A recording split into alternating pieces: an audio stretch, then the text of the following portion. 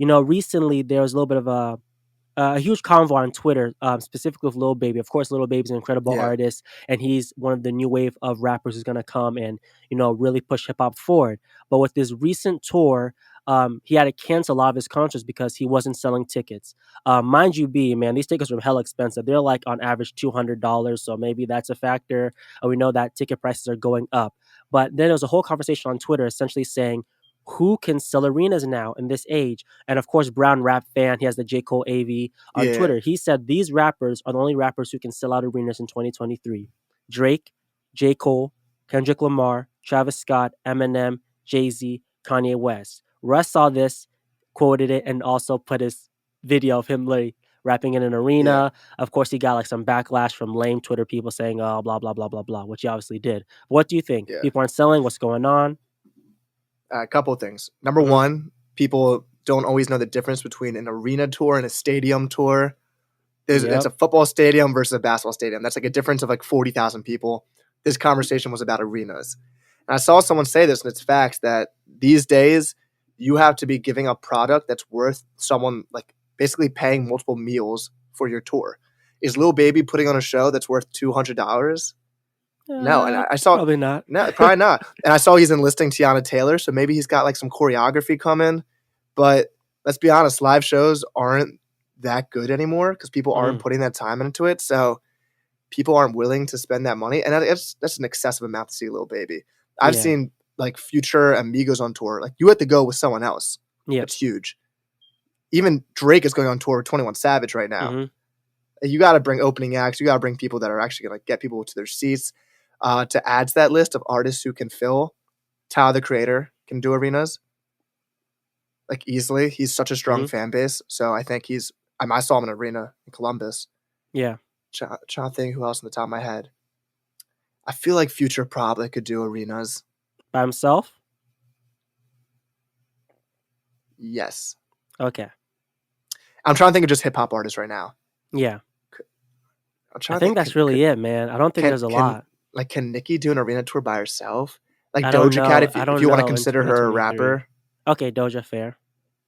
which is pretty She crazy definitely that can. she's on that level. Good for her. Mhm. Let me think. Let me hurt your ego a little bit too.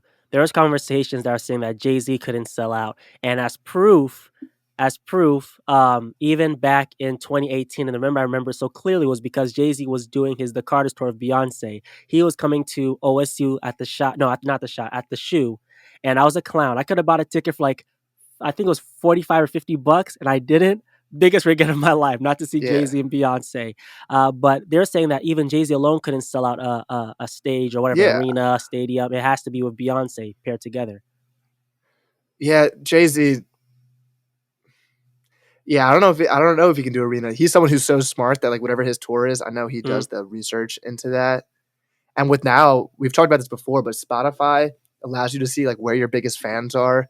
And there's a thing called mm, super fans, which I think super fans are people that like follow you on Instagram, your social media. They listen to you every single day, and it can show you this hub. So it was a video about Brent Fayez, who's an independent artist, and mhm, how he picked his cities. He knew, say, in Philadelphia, I have 500 super fans, so I can do a 2,000 person venue, but in New York City, I have less fans, so in that city, I'm gonna do 1,000.